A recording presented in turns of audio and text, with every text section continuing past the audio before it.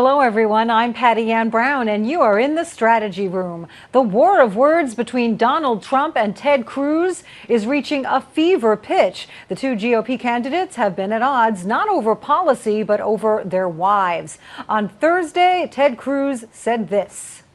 It's not easy to tick me off. I don't get angry often. But you mess with my wife, you mess with my kids, that'll do it every time. Donald, you're a sniveling coward, and leave Heidi the hell alone. Whew, so could Trump lose women voters over this feud? Joining us now to weigh in are Democratic strategist Chuck Rocha and Robert O'Brien, a partner at Larson O'Brien LLC. Welcome to both of you. Thank you. Good to be with you, Patty. Thanks. Robert, it all started with an ad put out not by either campaign, but by a super PAC that is against Trump that had a picture of Melania where she's dressed suggestively for GQ magazine. And it said, do you want this woman to be your next first lady? And then Trump responded by saying he would spill the beans about Cruz's wife, Heidi, and then with a retweet of his wife showing Melania side by side with Heidi Cruz and the caption, "No need to spill the beans. The images are worth 1,000 words." Some critics now are saying that Trump is objectifying both of these women. What do you say to that? Well, he's been doing some of that through the whole campaign. Certainly Megyn Kelly has been a target of it, and Carly Fiorina has been a target of it. Both very accomplished women. Look, I will spill the beans on Heidi Cruz. I know Heidi Cruz. Heidi Cruz is a friend of mine, and she's an incredibly accomplished woman. She'd be a great first lady. She's a Harvard grad, a Claremont grad. She worked for Condi Rice at the NSC, businesswoman at Goldman Sachs. She's really an incredible person. I think the more that he injects Heidi Cruz into the race and people see what a formidable FLOTUS she would be, it's good for Ted Cruz.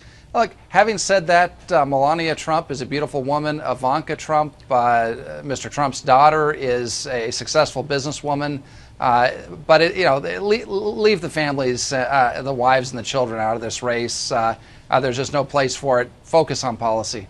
Yeah, this is not the first time that Trump has been accused of having a gender problem. Last week, an ad went viral. It features women reading some of Trump's negative comments about women. Chuck, Trump says in this case, oh, Cruz hit me first. He's insisting that there's no way that Cruz didn't know about this ad that the super PAC was going to put out. Nonetheless, does this hurt Trump with female voters?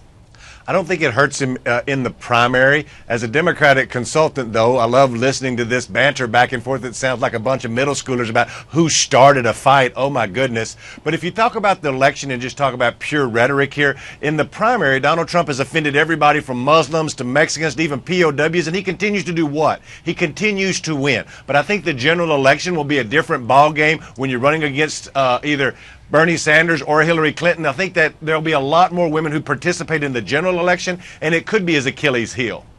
Well, his supporters are standing by him. They say, look, Cruz's camp started this fight, even if it was a super PAC not affiliated with Cruz. He started it. Trump was just hitting back. So how does Trump, Robert, win those women voters? Does this even have any effect on his voter base, which we've seen is very loyal?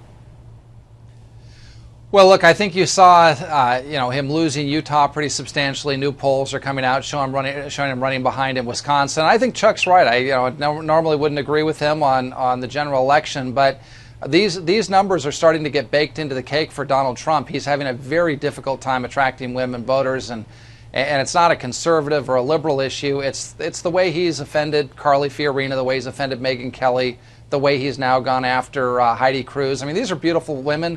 They're accomplished women, and I think he's going to have a real tough time in the general. We saw this in a Senate race a couple of years back when Todd Akin had a difficult time attracting women voters and lost about 15% of the Republican vote and lost his Senate campaign to Claire McCaskill in Missouri, a red state that Mitt Romney carried by, I think, 14 points, and he lost to Claire McCaskill by 15 points. This is going to be a very, very difficult hurdle for Donald Trump to get over in the general election. He needs to get back on the right feet with women voters if he can. It's unclear if he'll be able to. If this goes into the general election and it ends up being Trump against Hillary, You know, the Hillary campaign, you know, they're making a point, obviously, that she is a woman, but Trump has already started hitting her over the issues with Bill Clinton and Monica Lewinsky. He's going to go there. Chuck, what effect does that have? Well, I've been telling people for a long time, don't underestimate Donald Trump. They have underestimated him in the primary, and look at where the Republican Party is today. When you start thinking about the general, I've been hearing about these philosophies about who will be offended and who won't be offended. What you have to do is a pure strategy, and game respects game, and I respect what Donald Trump's team has done as far as winning these elections. How many new people does he bring to the fold? The ultimate question was, will those outnumber the amount of people that he offends, or will the new people outnumber all of these masses of people that come in for him to actually win a general election? That's something no operative or nobody can tell you today, and that's the great unknown.